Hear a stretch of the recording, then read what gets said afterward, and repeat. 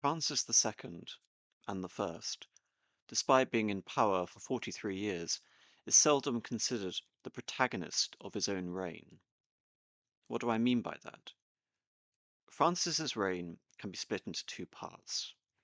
During the Reichskrieg, 1792 into 1809, Francis was part of an ensemble of characters, including William Pitt the Younger, Prime Minister of Great Britain, Tsar Alexander of Russia, and Queen Louise of Prussia, leaders of the coalition forces, the principal adversaries of Napoleon Bonaparte. Of the 5 coalition wars fought against France during this period, Austria lost 4 and didn't participate in the other one. The romantic notion of the Reichskrieg, the last war fought for the defense of the Holy Roman Empire, would imply that Francis was a more dramatic, even heroic character than his reputation would warrant. A Stilicho, a Belisarius, the last bastion of the Ancien regime, of a medieval Romanitas, Atlas, with the weight of Christian European civilization on his shoulders, embroiled in a life and death struggle against the forces of godless revolution, led by a monstrous incarnation of Mars, the god of war. It is no wonder that the wars of the coalition eclipses the notion of the imperial war in the writing of history. Britain was the most tenacious enemy of Napoleon, not Francis. With each coalition war lost, it was left to Austria to make the concessions. With each act of appeasement, Francis became the author of the Holy Roman Empire's destruction, not its defender, until he himself dissolved the empire on his own volition. Napoleon referred to Francis's empire as a maidservant, accustomed to being raped by everyone. During the War of the Fifth Coalition, in which Austria was the unquestioned leader, the Holy Roman Empire was already dissolved, and the protagonist of the struggle was the Emperor's brother, the Archduke Charles, who defeated Napoleon decisively at the Battle of Aspern-Essling, only in turn to be defeated by Napoleon at the Battle of Wagram. The second part of Francis's reign was eclipsed by the era of Metternich, from 1809, continuing until the revolutions of 1848, long after Francis's death in 1835. As the name implies, Francis was dependent on the wisdom and prestige of his imperial chancellor, Clemens von Metternich. Metternich, who began his career as the architect of détente with France, marrying Francis's daughter Mary Louise to Napoleon. Metternich, who subsequently became the mastermind of Congress Europe, the New World Order, following Napoleon's defeat. I've covered the pitfalls of the grand strategy of Metternich in the video linked in the description below, ground I won't cover again here. How then to find a leitmotif for Francis, a through line which cuts through both parts of his reign? I draw your attention to the painting featured in the thumbnail, Francis I by Friedrich von Ameling, one of the most prominent Biedermeier portrait artists. Some of you may recognize this painting, with no idea which monarch is being depicted. That's apt. Francis was not an exceptional personality. What he was, what he is, and what is so brilliantly demonstrated by Ameling's painting is an embodiment of absolutism. Power, unbridled and unapologetic. Yet it wasn't power in the sense of a micromanaging autocracy, but as a source of stability and endurance. As a representation of Francis, von Ameling's painting has a musical counterpart. If you had the good fortune to listen to Mozart's Coronation Mass, bear in mind that it was this piece of music which was performed for the Francis coronation, the last coronation of the Holy Roman Empire in Frankfurt, 1792. Francis, a man with the righteous conviction to create himself an emperor by his own personal fiat and dissolve his other imperial title by the same token. Actions of an incredibly dubious legality, which he nevertheless presented to the world as a fait accompli. Hence, for a brief period in time, he was the world's sole double emperor. Moreover, following on from the careers of his uncle and father, Joseph II and Leopold II, and their attempts at reform based upon the rationalizing principles of the Enlightenment, Francis identified the cause of reform with the causes of the French Revolution and a challenge to his own power. Joseph II had thought of himself as an enlightened despot. Francis II and First represented a rejection of despotism, returning to the role of a unifying figurehead, as it had once been under his grandmother, Maria Theresa, without the need for the catechisms of the Enlightenment. The monarch in Francis had become a functionary, something majestic and banal. Born in 1768, it was clear by 1784, at the age of 16, that Francis would eventually succeed his childless uncle. He was brought to Vienna for the sake of preparing him for the role. Despite Joseph's despotic temperament, it is clear that the young Francis admired him, even if he feared him. Francis was sent off to experience the privations and simple, ordered existence of a soldier, joining a regiment in Hungary. As an officer, he participated in Joseph's war against the Ottoman Empire. There he received no special treatment. Francis had been married off to Elizabeth of Württemberg, sister to Frederick I, later the first king of Württemberg. Joseph denied Francis leave to visit Elizabeth during the late stages of pregnancy, a pregnancy she would not survive. Elizabeth and Joseph II died one day apart from each other. His second marriage, to Maria Theresa of Naples, was more successful, with the union producing 12 children. This section is taken from Wheatcroft's The Habsburgs. France was to rule Francis's life as much as the incandescent career of Louis XIV had mesmerized his predecessors. He saw the rise and fall of extremism, the reaction against the excesses of the Revolution, the emergence and triumph of Napoleon Bonaparte. He was instrumental in ending the First French Empire and restoring the old Bourbon line in 1814, only to see it expelled once again in 1830. Francis had become the epitome of reaction. He told the French minister Talleyrand that he had spent 20 years fighting the principles of the Revolution. But it was only after he had been on the throne for almost 20 years that he became rigid in his beliefs, certain that all change of whatever sort was in some way a victory for the forces of democracy and disorder. He was undoubtedly suspicious of radical change, from the time that he had first seen the dire effects of Josephinism, when he took his father's place in the State Council of 1791–2. He was leading the efforts basically of managing the Austrian Empire from Vienna, while his father was traipsing across the empire, trying to launch diplomatic efforts to bring back into the fold those who had been alienated by his brother. But Francis also saw the weaknesses and incompetence that riddled the old order, and he struggled to make the system more efficient, a more potent instrument in the hands of the emperor. Without the constant danger from France, which had first cost Austria her territories in the Netherlands, and then threatened to dismember many of her other possessions, would Francis have followed the path of extreme conservatism? It was not the most natural course. An absolute monarch he would always have been, but perhaps, at one point, a more enlightened one. Francis invariably responded to all issues, mindful of his uncle Joseph, was to work harder and with even greater zeal. In 1794, a conspiracy of Jacobins was discovered in Austria and in Hungary, including both civilians and army officers.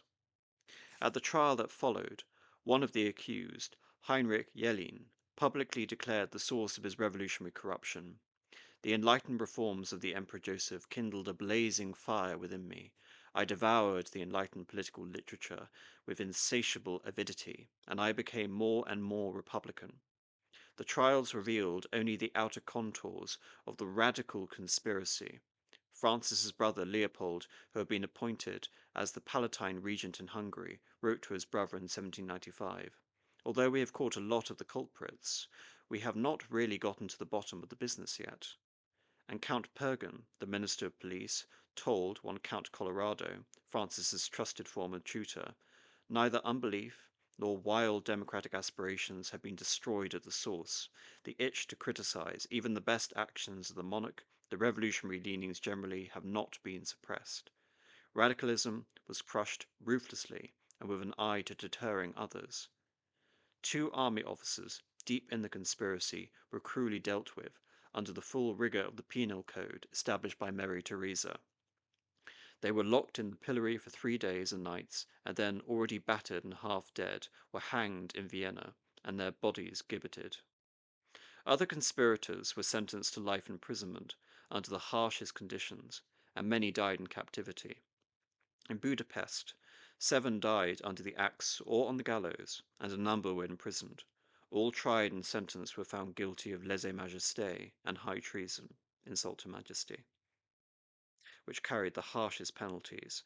Unquestionably, after the executions of his aunt and uncle by marriage, Francis felt that he and his own family were in peril of their lives. Aunt and uncle Mary Theresa and Louis XVI. He took a personal and lively interest in the reports from the increasing number of police spies, and over time developed his own system of informers that bypassed the official structures. But for all the repression of the late 1790s and the ever-growing network of spies and informers, this was not a police state on the model of Tsarist Russia. It was rare for persons to be arrested and kept in prison without trial on political grounds. Francis, like his father and uncle before him, used the police reports rather as a means of informing himself on current affairs, including public opinion, and for more sinister purposes. Intercepted letters were never used against their authors or addressers. A man might have his doings and sayings reported for years, and yet live quite unmolested.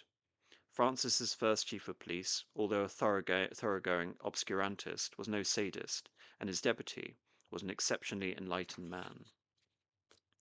The Habsburg technique was not so much to punish its opponents as to manipulate them. A real threat only existed for a few years in the 1790s, but a mortal fear of subversion, even in its mildest form, coloured the remaining 32 years of Francis's reign. He was a reactionary, in the true and limited sense of the word.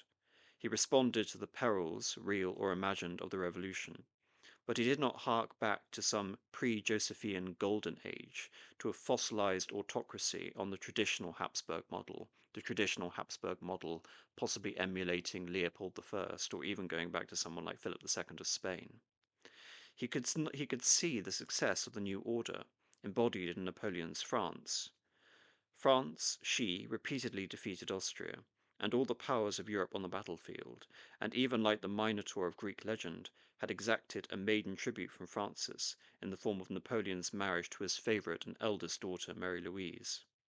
As Leopold II had looked with both suspicion and admiration at Louis XIV, so too Francis was well aware of the success of the Napoleonic grand style, especially as exemplified in the paintings of David, Gerard, and Gros.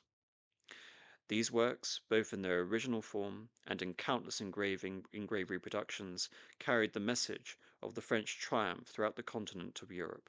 Francis had the intuition and the imagination to learn from his enemy.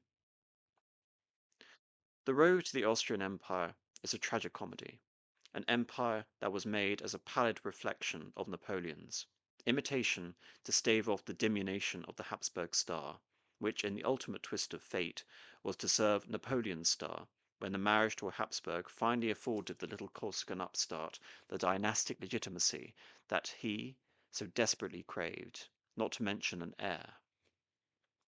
Despite initial successes against France, the Austrians lost to the French at the Battle of Valmy.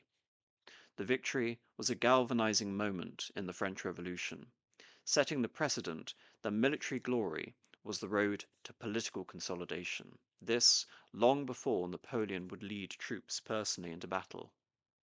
At the Battle of Fleurus, the Habsburgs lost control of Belgium, the Austrian Netherlands forever.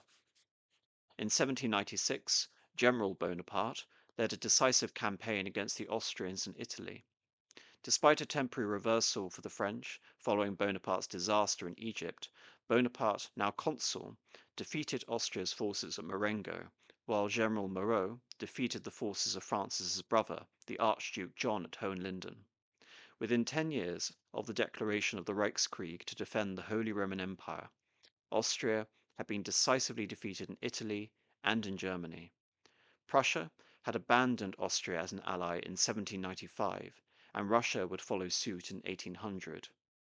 In 1802, even Britain abandoned its conflict with France. What followed were the mediatizations, the de facto end of the Holy Roman Empire. Never since the 30 Years' War had there been such naked foreign interventions in Germany at the expense of the emperor. Consul Bonaparte, and even the new Tsar Alexander I, used the cause of compensation for the lands of the imperial princes conquered by France, as a means of parceling out the remaining territories of the empire to French-German allies and Russian relatives. Church land and territories held by imperial knights, answering directly to the emperor, immediacy, and free cities were absorbed into states such as Bavaria and Württemberg, later French allies, who would then receive the title of king from Napoleon. Immediate, as in having their final legal authority vested in the emperor, as opposed to mediate, intermediary, recognizing autonomous legal distinction from the emperor, hence mediatization, the elimination of immediacy, this link back to the emperor personally. In 1803, Francis had ratified these reforms that saw Protestants control the majority of electoral votes who would decide the next emperor, and Protestants now forming the majority of the principalities within the empire for the first time. With the loss of this immediacy, the emperor's power in Germany was essentially null. In the War of the Third Coalition, Austria attempted to reverse this disastrous outcome that would eventually see the Habsburgs lose the next imperial election to a French-supported puppet, or even to Napoleon Bonaparte himself. In 1804, following the murder of the Bourbon Duc d'Enghien, the Republican Senate of France proclaimed Napoleon Emperor of the French. Napoleon was not to be emperor in the medieval sense, but as representing imperium, command of the French people. It was a neoclassical, Caesarian office that elevated and consolidated Napoleon's indispensability to the Republic. Despite this republican nomenclature, Napoleon's newly minted empire was far more an empire in fact than that of the moribund rank to which Francis now clung. The Reichskrieg was lost, and any Austrian pretensions to seniority over other European princes had been made a nonsense by Napoleon's self-coronation and papal blessing that sought to place him on an equal pedestal with Francis. In that same year, Francis created the office of Austrian Emperor as a hereditary office for himself and for his family. While it was clearly meant as a response to Napoleon, and as an acknowledgment of the Holy Roman Empire's impending dissolution, there was only one similarity in the substance of their titles. Both Napoleon and Francis were self-crowned, though not literally, as the Austrian emperors would never establish a coronation ceremony. Francis was not emperor of the Austrians. One couldn't even speak of Austrians, let alone claim that the emperor's authority derived from them. Francis was the emperor of the House of Austria. To be head of the household of Habsburg-Lorraine was now enough to warrant an emperor's title. No imperial election, no papal coronation. In other words, Francis's old office of Holy Roman Emperor had become expendable now that his new title was unconditional. The title appealed to the imperial legacy of the House of Habsburg, that so many emperors had come from that family, but it was as much an invention as Napoleon's empire was. In hindsight, we can see Francis's decision as prescient. In the War of the Third Coalition, Austria was decisively defeated at Ulm, following which Napoleon occupied Vienna itself. Francis personally led the remaining Austrian armies alongside the Russians of Tsar Alexander to resounding defeat at the Battle of Austerlitz. Following Austerlitz, Napoleon inflicted a humiliating peace treaty that saw Austria lose control of the Tyrol to Bavaria. Napoleon went further and organized the new mediatized states of Germany into a network of vassal states under France, the Rhine Confederation or Bund. The creation of the Rhinebund signaled the final challenge to Francis's authority, and in response he abdicated the throne under pressure from Napoleon. Yet Francis abdicated the throne by abolishing the office of Holy Roman Emperor that had existed for 1,000 years.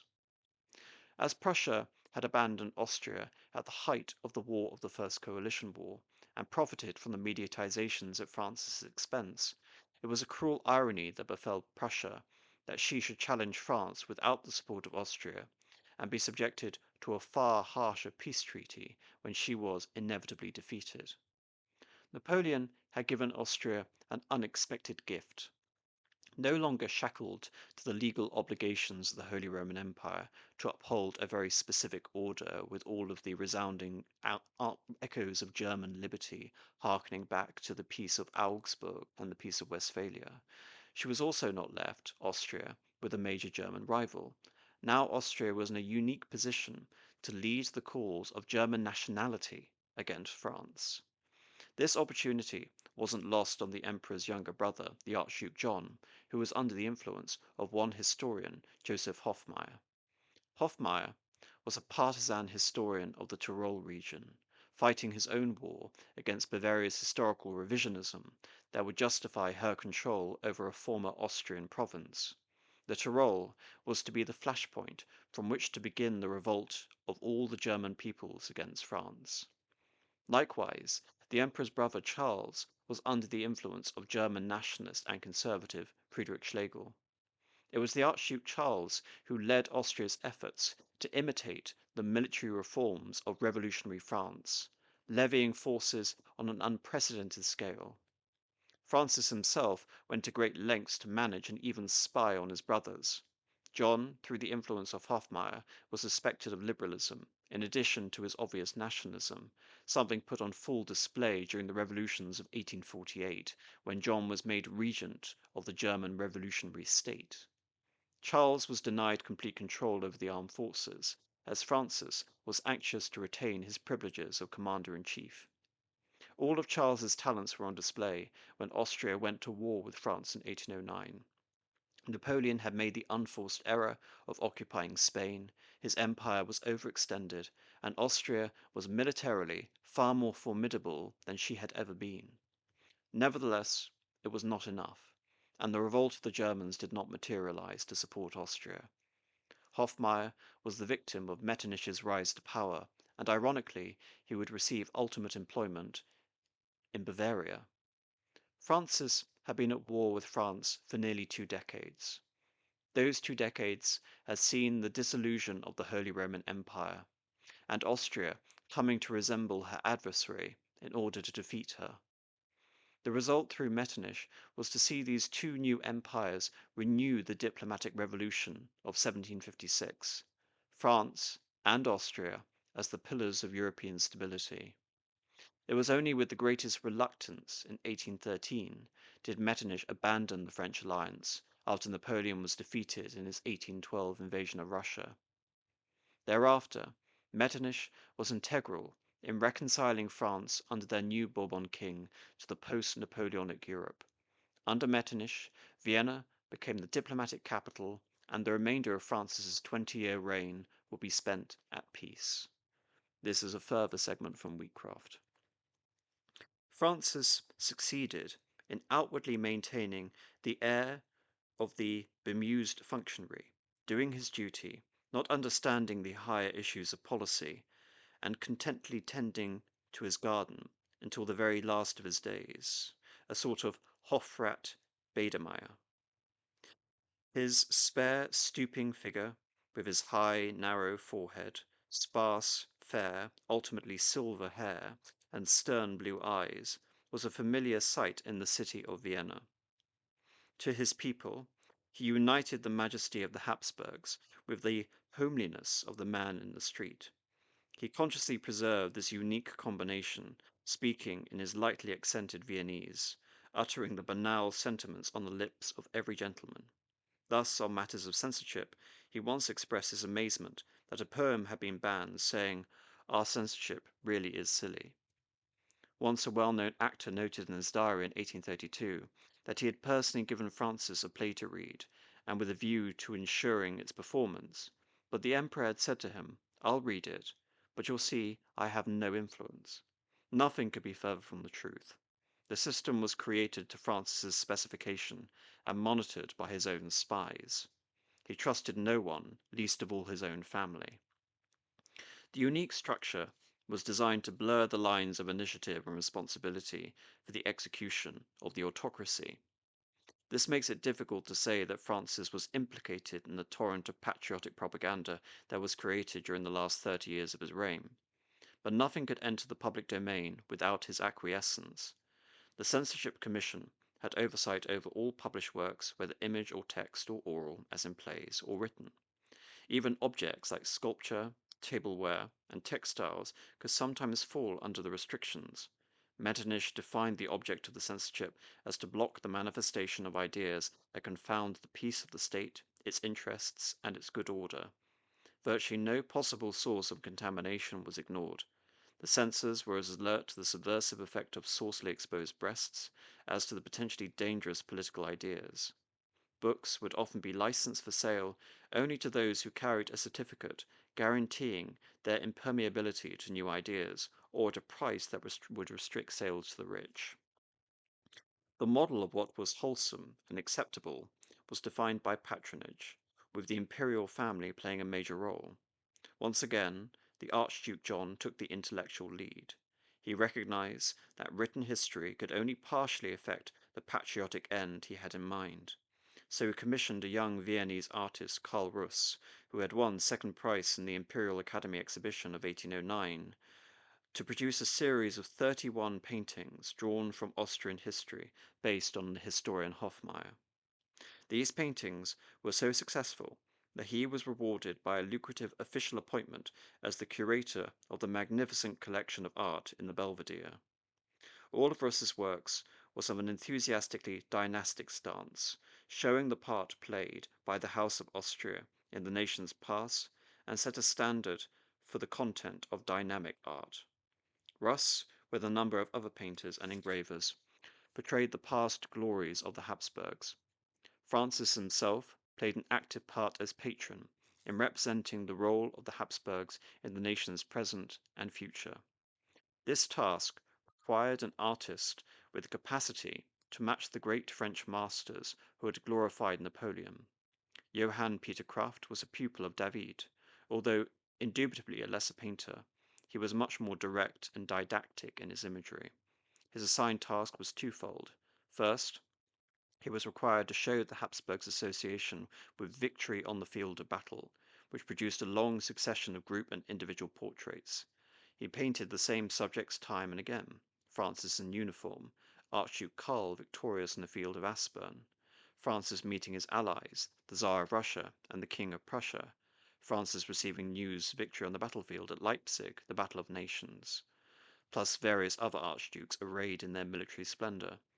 These works establish an iconography of military prowess. There were few battle scenes because there had been only a single victory at Aspin in 1809. In his images of the Archduke Charles, Kraft pointed to Habsburg courage and Habsburg authority triumphing over the havoc of battle. Kraft's second task was almost the obverse of the first: to show Francis as a man of the people, beloved by them, and also working in their service. The principal vehicle of this new image was a set of 3 paintings, commissioned through his fourth wife, the Empress Caroline Augusta, and painted between 1828 to 32. They were placed in great audience chambers of the Hofburg. The first represents the return of Francis from the Diet at Pressburg in 1809. Francis is barely visible in his coach, almost swamped by the cheering crowd throwing their hats in the air.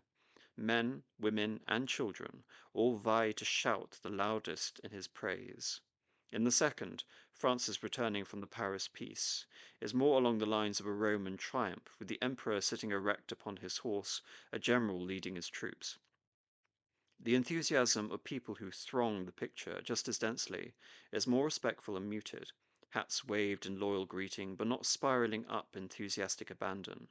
The bystanders represent every class and group within the city, united in their gratitude. For the third image, Kraft had at first suggested a moment from the life of the Emperor Joseph II, but the Empress shrewdly proposed an episode in more recent history. Francis had been very ill in the April of 1826, and she asked the artist to present the first time that the Emperor was seen in public after his illness. Here the crowd are quieter, seemingly anxious and concerned. Francis is dressed in civilian clothes, looking drawn and dignified. His devoted subjects crowd the roof of the newly built Burgtor. In the background of the painting, standing above a large inscription, is the Emperor's motto: "Justice is the foundation of the kingdoms." These are the only words visible. The painting is an eloquent statement of Francis's gifts to his grateful people. There was a contract. He gave them justice and good government. They gave him their loyalty and their love. The theme of the emperor, beloved by his people, became the motif of Kraft's later work. He shows him in an audience, his hand outstretched to a beseeching mother, while he looks on with affection and concern at her child. In another, the emperor is walking with only a single companion. He needs no guards because he has the people's love, but stands respectfully at the side of the road while a coffin passes by. It was draped in the Habsburg colours, so perhaps signified one of his old soldiers. In a third, Francis, a humble water boatman, paddles his visitors in a skiff across the lake at his little castle in Luxembourg. Many of these didactic images were made into engravings for popular consumption and had huge success. Few homes in the empire were without some visual token of their loyalty and patriotism. Prying eyes noticed those that did not display one of the approved icons, emphasis on icons, holy, religious images for secular governments. The other visual element, sedulously fostered, was the emperor as a man who took delight in his family. The adulation of children and childhood had developed from the 18th century enchantment with innocence into a topic that was safe under the Franciscan form of censorship.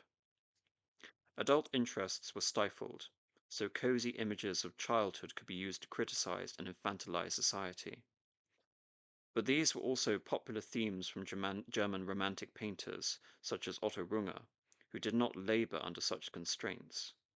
The most noted of the Austrian artists specializing in the scenes of children was Peter Fendi, and his picture of the emperor and empress happily playing with their grandchildren was the first of many such idealized scenes in which the Habsburgs were shown sharing the delights of their family. One of the cardinal points that Francis made in his political testament to his elder son Ferdinand, was to preserve unity in family and regard it as one of the highest goods, and this harmony and unity was displayed many times in formal group portraits of the old emperor and his family. Leopold Furtbau painted them in 1826 in a garden setting under a rustic shelter. Three strapping youths, two sons, the grandson of Francis, the Archduke Ferdinand and Franz Karl, and the Duke of Reichstadt, the son of Napoleon and Mary Louise, stand proudly erect, while the women, the Empress, Mary Louise, and the Empress's half-sister Sophie, sit in relaxed ease. Francis stands, with his hand affectionately on the chair of the Empress, proud of the green shoots of his progeny, echoing the burgeoning green leaves when threatened to overwhelm the painting on every side. Its counterpart, produced almost a decade later by Peter Fendi, was painted a few months before the emperor's death. The Furtbauer portrait was on an intimate scale. Fendi, by contrast, produced a grand set piece of the Habsburg lineage, a family reunion, which is its title.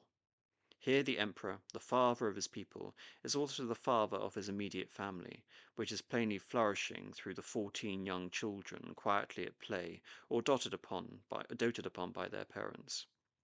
Francis himself is almost submerged by his multitudinous descent, an echo of the portraits made by Meitens for Maria Theresa. And prominent at the back of the painting is a classical statue depicting an old hero, passing the banner of the future to a naked youth. Within months, this prophetic utterance became fact.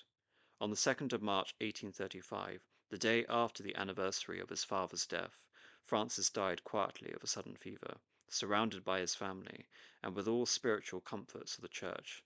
A popular lithograph by Wolff shows the dead emperor on his deathbed, with ordinary Viennese citizens kneeling in sorrow before him. While he is guarded by his soldiers and officers, the cult of the good Emperor Francis began immediately after his death. Noble ladies in Vienna fought for one of the feathers taken from 3 pillows upon which he rested as he breathed his last. A vast profusion of engravings, booklets, and trinkets commemorating his long reign began to appear. Within 5 days of his death, a competition was launched for a great statue of Francis the Good in Vienna, and towns throughout the empire vied to have a statue of the old emperor before their rivals. In the words of historian C.A. Macartney, Francis was neither a bad man nor a stupid one. He was an affectionate husband and father. He inspired, in at least one of his 4 wives, a really passionate and romantic devotion, and other members of his family circle seem to have liked and respected him. He was shrewd above the average, with a disconcerting gift of drawing from any situation the conclusions which were right for his own premises, and possessed, incidentally, a sardonic sense of humour for which the shocked modern chroniclers of some of his apparently more outrageous sayings have made insufficient allowance. For Macartney, Francis had no trace of Leopold's constitutional beliefs, while adhering to Joseph's unqualified faith in the doctrine of complete monarchical absolutism.